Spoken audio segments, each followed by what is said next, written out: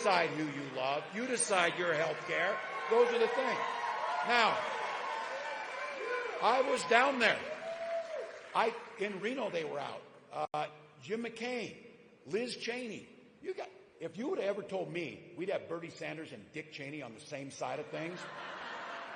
But that's what Kamala Harris do. She is the unity president. She's the one that wants to bring us together. So I'm going to say thank you. There's many, and you're in here. You remember when Republicans were a party of freedom, real freedom.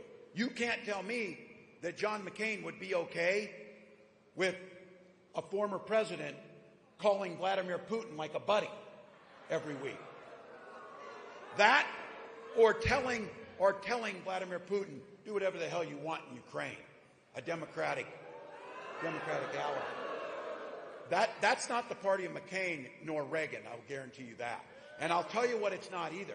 This group with Donald Trump, when they mean freedom, they mean that they should be free to invade your exam room, to invade your school library, to invade your bedroom, and have government be just small enough to be in every damn part of your life that they shouldn't be.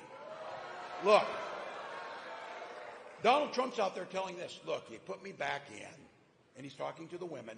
These guys seem to want to talk to the women a lot, and they don't quite get it that the women aren't interested in listening on this, but he said you put him back in, you won't have to worry about your reproductive freedoms. And he said he would be your protector. Yet they want to monitor women's pregnancies. So, Donald, get it straight. We don't trust you. We don't trust you. You know who we do trust? We trust women. Kamala Harris trusts women to make that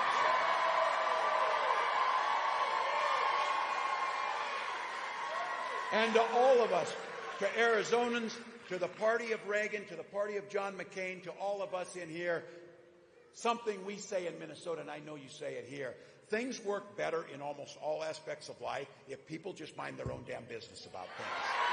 That's it. I feel like the Republican Party, I should trademark that, because that used to be their mantra. Stay out of our business, stay out of doing that. Now they want to be in every single thing you do. So look, for all of you, and I know there's different reasons on this, especially for the women in here, especially for the fathers, the husbands, but it's personal for all of us. And this idea, you think they're stopping with abortion? Oh, no. You know, it's a beautiful thing. We have 20 states that do this. It's not a beautiful thing that women are bleeding out in parking lots. It's not a beautiful thing that Amber Thurman has to drive from Georgia to North Carolina to get her care, and by the time she's now dead. And those are what's out there. They're not stopping. They're talking about access to contraception. And they're talking about limiting, and they've tried it, limiting fertility treatments for families that want to have them. And that's where it comes in. Look. Those women that now you know their names, Amanda and Hadley, the names of women who are courageous in speaking out what their bands have done, same with us. You don't want to hear me talk about my personal health things or my wife's personal health things, but we've talked about it because we used infertility treatments. And that's how we got our beautiful daughter, by infertility treatments. And for all of you, I talk about it. I don't want my kids to be thrust out there and but look, they're my whole life, and I recognize if we're asking you to make us president and vice president, we damn sure better respect you and your family's decisions on their name. So here's my appeal to the Republicans in the group. When did the party of Reagan decide that government should make choices for you? They have not. When Vice President Harris and I talk about freedom, it's you, not politicians. And we guarantee you to the women in this country, you and your doctor will make the decisions when we restore Roe.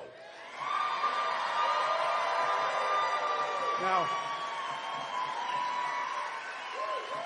this freedom of dignity, and I'll bring this in here, freedom to retire with dignity. That's why this new proposal she put out is so exciting. But here's the thing. Every single year Donald Trump put out a budget, he proposed cutting Social Security. He called it a Ponzi scheme. They talked about raising the retirement age or cutting Medicare. J.D. Vance called it the single greatest obstacle to fiscal sanity. Oh, it wouldn't be the $8 billion in tax cuts you gave to the wealthiest people, creating the largest debt of a president at any time in American history. Oh, no. It would be my mom's Social Security check that's causing all the problems. She paid into that. Now, I get it.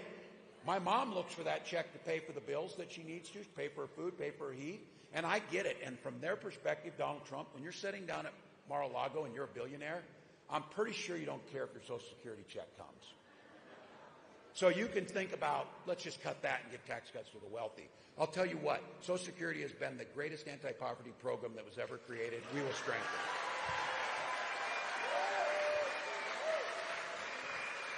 And then I'm going to address something that all of you, and this is one that is personal, and I will admit that when I talk about this, I get very emotional, and I wear my emotions on my sleeve.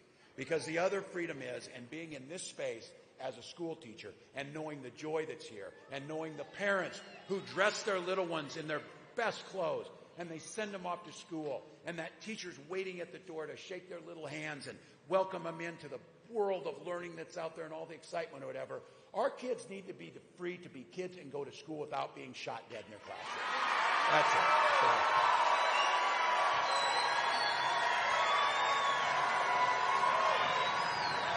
And this is Arizona. And I just want to lay this out because we should not take one back seat on this because I understand this. Look, I'm a veteran, I'm a hunter, I'm a gun owner. Saturday pheasant season starts out in Minnesota and I'm all excited to be back there to see this. This is not about the Second Amendment. Kamala Harris is a gun owner. We respect the Second Amendment. But our first responsibility is to protect our children, first and foremost. So,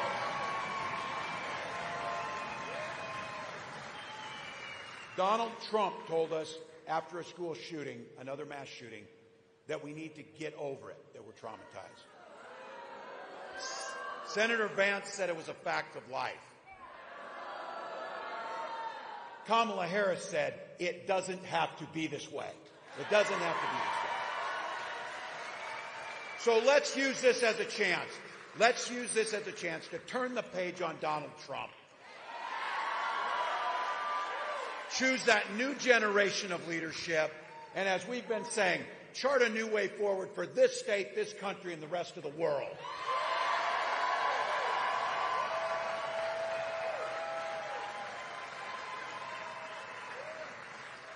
So look, you came out here and I'm grateful. You waited in line. You waited for our plane to finally get fixed, and as you hear. But again, you came here to be around people who care about this, who care about their country, and recognizing billions of people around the world could not imagine the chance to have the freedom to determine your own destiny, the way we go together. So look, it's hard work. You waited a long time. Heck, our country waited 250 years, almost 250 years, to do what we can do in 27 days when we get this done. Say hello, Madam President.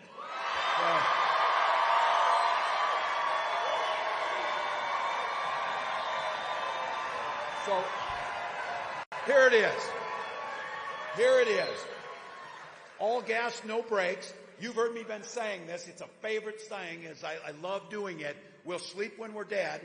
I had somebody come up to me and say, "You're taking that too literally. You look like hell, man."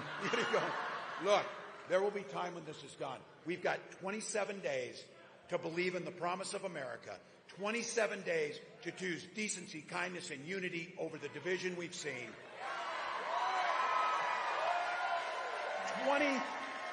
27 days to close the book and not have to hear about Donald Trump again.